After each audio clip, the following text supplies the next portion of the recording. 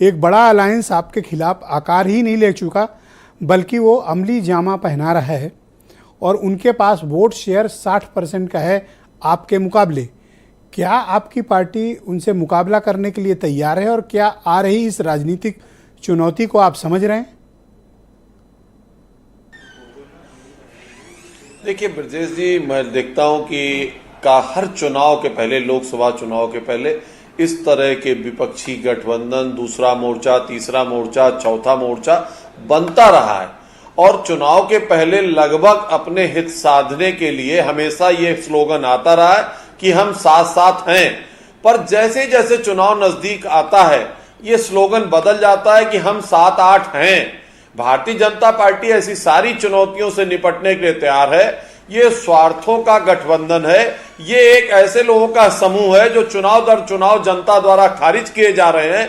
अब वो सोचते हैं कि एक होकर आदरणीय मोदी जी के नेतृत्व को चुनौती दे सकें।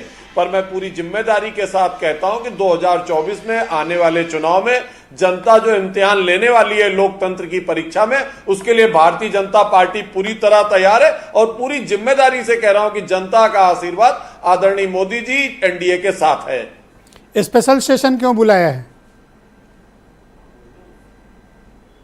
देखिए, स्पेशल सेशन तो देखिए जो लोकसभा में बुलाया जाएगा वो तो कारण आपको उसी दिन पता लगेगा क्यों बुलाया है, लेकिन ये तो अधिकार है सरकार का और उस संवैधानिक अधिकार के तहत अगर बुलाया गया, मुझे लगता है लोकतंत्र में सभी को जाना चाहिए। अगर अधिवेशन बुलाया गया तो उसमें सबकी भागीदारी होगी और जो विषय आएगा उसमें पक्ष विपक्ष सभी अपनी बातें रखेंगे। अधिकार पर कोई प्रश्न नहीं उठा रहा, लेकिन ये तो क्लैरिटी होनी चाहिए कि स्पेशल सेशन बुला किस मकसद से रहे, बताने में कोई हर्ज है? अभी आ जाएगा सामने ना, अभी तो केवल घोषणा हुई है, अभी तो 18 तारीख बहुत दूर है, अभी आ जाएगी सब चीजें, एजेंडा सामने आ जाएगा। वन नेशन वन इलेक्शन से आपका तात्पर्य क्या है? देखिए, ये तो हमारे मैनिफेस्टो में रहा है। हम लगातार कहते आए कि देश में एक ही समय एक साथ चुनाव होने चाहिए, एक देश है, चुनाव एक साथ होना चाहिए। और 2021 में भारतीय जनता पार्टी ने बहुत सारी वेबिनार्स कराई जिसमें इस पर कहा, और 51-52 में भी चुनाव हुए। उसके बाद लगातार कई चुनाव हुए जब पूरे देश में एक साथ हुए, ऐसी परिस्थितियां बनी, भंग हुआ, चुनाव अलग अलग होने लगे। पर इस पूरे फेडरल सिस्टम में एक साथ चुनाव होना शुरू हुए थे और 4 लोकसभा तक हुए थे और पहले चुनाव में 11 करोड़ रुपए खर्चा आया था और 2014 के चुनाव में खर्चा बढ़ के 30,000 करोड़ हो गया और 2019 में 60,000 करोड़ हो गया। सिर्फ खर्चा ही नहीं, रुपया की बर्बादी, समय की बर्बादी, काम की बर्बादी और मॉडल कोड ऑफ कंडक्ट अलग अलग समय में चुनाव होने से पूरे 5 साल हर राजनीतिक दल चुनाव लड़ता है और इसके साथ बहुत सारे ऐसे काम हैं जो मूलभूत जनता के काम है रुक जाते हैं। उन कामों के लिए अगर एक देश में एक साथ चुनाव हो तो मुझे लगता है इसमें किसी को परेशानी क्या होनी चाहिए। इसमें तो लोगों को आराम है, एक बार चुनाव किया, 5 साल जनता की सेवा करेंगे। हम लगातार चुनाव दर चुनाव 5 साल चुनाव लड़ते हैं, साहब लोकसभा हो रहा है, फलाने राज्य में विधानसभा हो रहा है, अब वहां ये चुनाव हो रहा है, जिला पंचायत चुनाव हो रहा है, एमएलसी हो रहा है, एमएलए हो रहा है, ये लगातार हम चुनाव दर चुनाव लड़ते हैं और एक तरह से कहा जाने लगा है कि राजनीतिक दल केवल चुनावों की पार्टियां होकर रह गए हैं।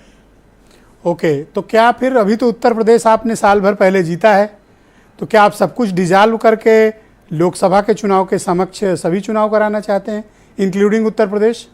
ऐसी इस हक में है आप? ये तो विधि आयोग ने, ये देखिए विधि आयोग ने बहुत सारी सिफारिशें दी हैं, 83 से चालू है और तमाम समितियां जो स्टैंडिंग कमेटी पार्लियामेंट की 15 में थी, 18 में थी, सभी लोग थे, उन्होंने भी तमाम सिफारिशें की, तमाम इसके महत्व को स्वीकारा है।